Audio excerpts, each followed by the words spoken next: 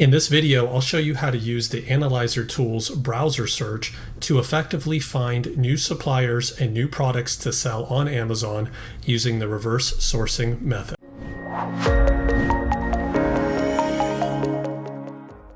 Welcome back. We've got the web app of Analyzer.Tools loaded here. And to access the browser search, you click on New Scan and select Browser Search. Now, this search is also available in our Windows app, but we highly recommend using the web app for this search since it is a lot more robust. Now, this search looks rather simple on this screen since it's just a web URL that you paste into this field and click Process. And that's because we're going to be using Amazon's own page in order to find interesting categories or interesting search terms to bring into the app for analysis. And I'll show you how to do that now. The idea here is we can use Amazon's own web page and import the results into the app for analysis and reverse sourcing. We can use any of the features and functions of Amazon's web page to do our search, including the keyword search in the search bar. We can search through bestseller lists and import those into the app. But my favorite thing to do, and what I will use for this demo, is to actually go through the Amazon departments and really get down into a niche somewhere and then import those results into the app. I'm going to start with looking at home garden and tools. And I like the kitchen and dining category. And then we're going to select something that looks interesting here. We're going to go to utensils. Within utensils, and you see what I'm doing here, I'm going deeper and deeper into the category. Let's go to salt and pepper. So now that we're in salt and pepper, we can see that we're down to about 1,000 results here. And we could continue to filter this further by using this filter bar on the left, but we've got a pretty good number of, we've narrowed it down to a pretty small number now. And so at this stage, once you are on a page you want to analyze, you simply take the URL, copy it, go back to the app, paste it in. And in this case, since it's a small number of results, we're not using deep scan. We're just going to go ahead and process. We're now done processing. We have our results right here. We're going to go ahead and click into it and start analyzing. So what we have here is actually 4,880 items that we were able to extract. So much more than the 1,000 that Amazon purported right here. They actually hide a lot of products that are in the category, and the app is actually able to extract those. We're able to see more through the app than you're able to see on Amazon's page. But now that you have all of this data, what do you do with it? What's the next step? So we've made this pretty easy. You could apply your own filters, or what I like to do is actually use the pre-built filter for potential winners view as a starting point. When you select this filter, what it does is it applies these rules, these filters, to the results. So pretty basic stuff. We want to see products that have a sales rank that's less than or equal to 100,000, where profit is greater than or equal to $4, and ROI is greater than or equal to 30. And you can see out of 4,800 products, we get down to a pretty small list right away.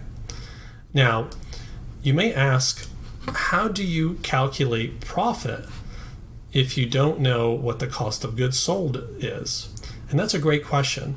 By default, when you're doing a search and the cost of goods sold is not included in the search, the app will default to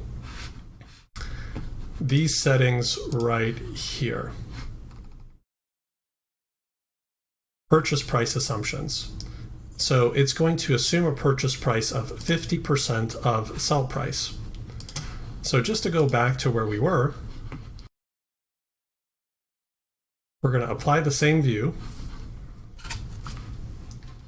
you're going to notice that sell price is, or that purchase price is exactly 50% of sell price. Now that's a very strategic number, and that's because for those of you that have done a lot of wholesale, you'll know that typically products are retail sold at about double the price of the wholesale price. So you can reasonably assume that if a product is being sold for $50, that you should be able to source it for at least $25, but maybe even less than that.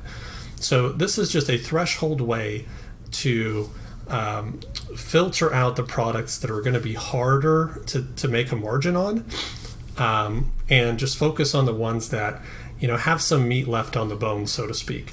There are other strategies of how to do this. This is just one strategy that I like to use.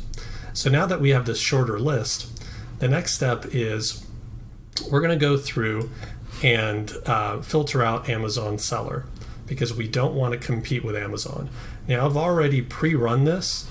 If you need to process Amazon seller and reviews, you simply select all of these and click Show Reviews and Amazon Data. This is only available in the Pro tier account. So now that we've done this, let's go ahead and filter out and show only those that are false, meaning only those that are not competing with Amazon.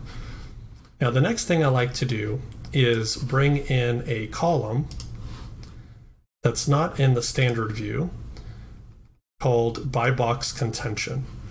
We're going to put that right there.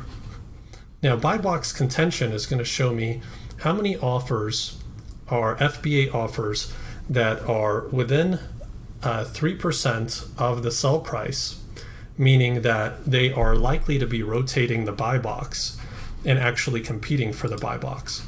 So for example, on this one right here, we can see there are 5 FBA offers, but only 3 of them are competitive, meaning that 2 of them are a non-issue since they are not close enough on sell price to compete for the rotating buy box, meaning that if I jumped on this listing, I would be competing with 3 others, not 5 others. If I noticed a lot of competition on the buy box, I may filter out the ones that are too competitive. But in this case, these all seem to be pretty good. The next thing I tend to look at is package weight.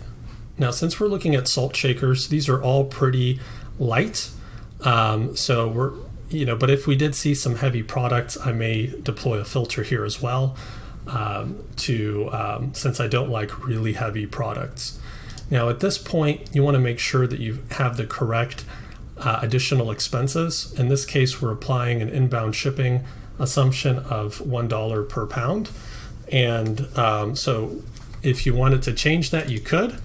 For example, if we change that to $2 per pound, you could see that that's a live setting and a live filter.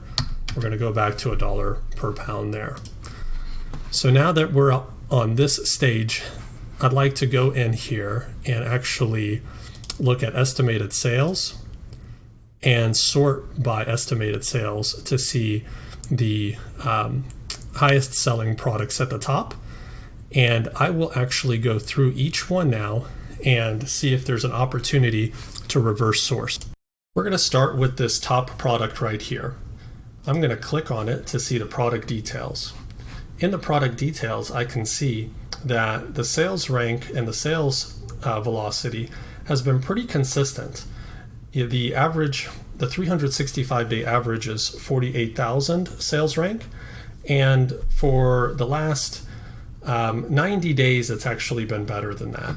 So let's see what happened there. We're going to go to the 365-day view, and it looks like in this period where sales rank shot up, it went out of stock. Since you could see that the blue line, which is indicating the price, the sell price, went up and then disappeared and then came back. And so I can reasonably assume that this is a pretty solid performer so long as you could stay in stock, since the sales ranks are very low while the product is in stock, and it looks like, the price of $37, $38 is probably a good price that I could assume here, since historically it's hovered around that number, with the exception of this spike, since the seller probably was running out of inventory and hiked prices.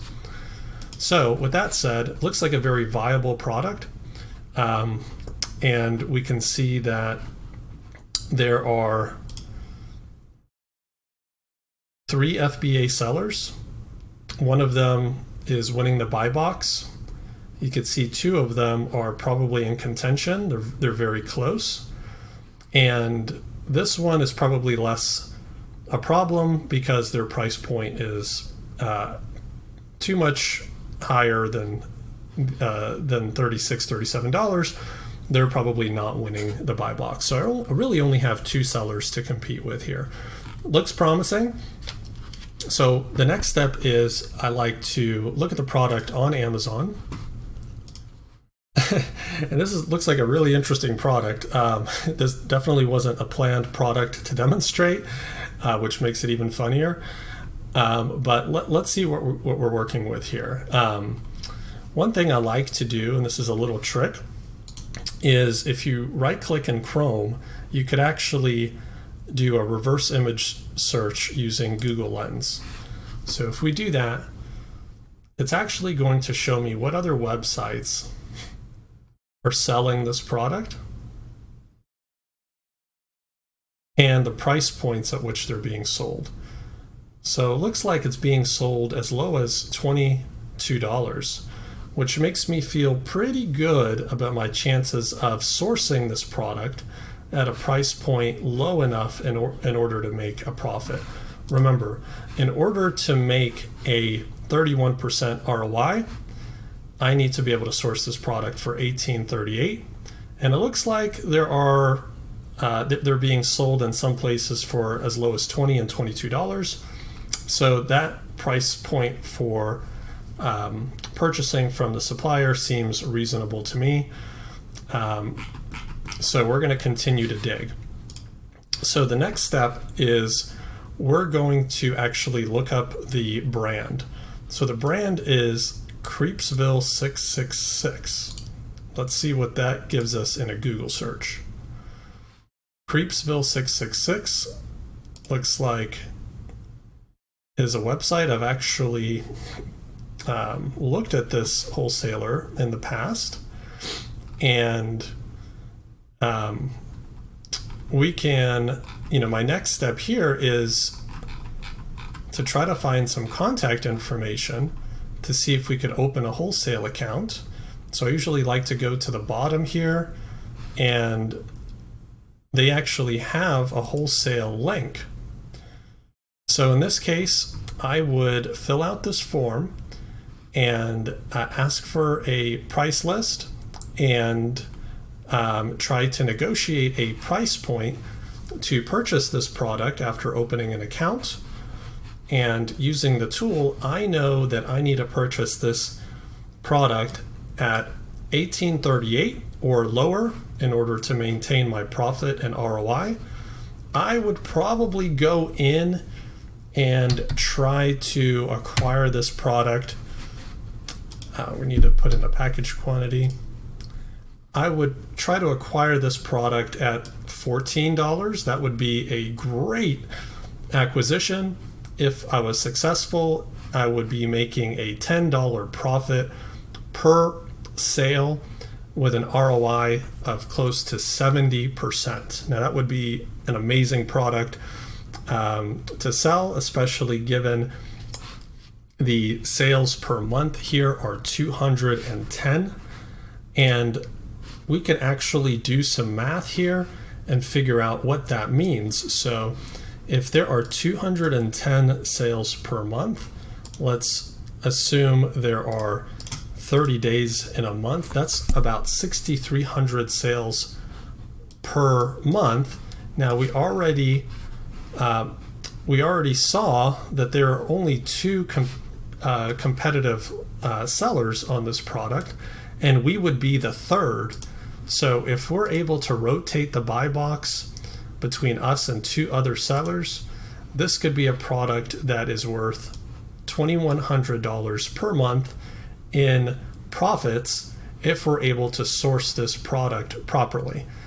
Now, that looks like a real winner to me. I'm going to go ahead and add this to my favorites.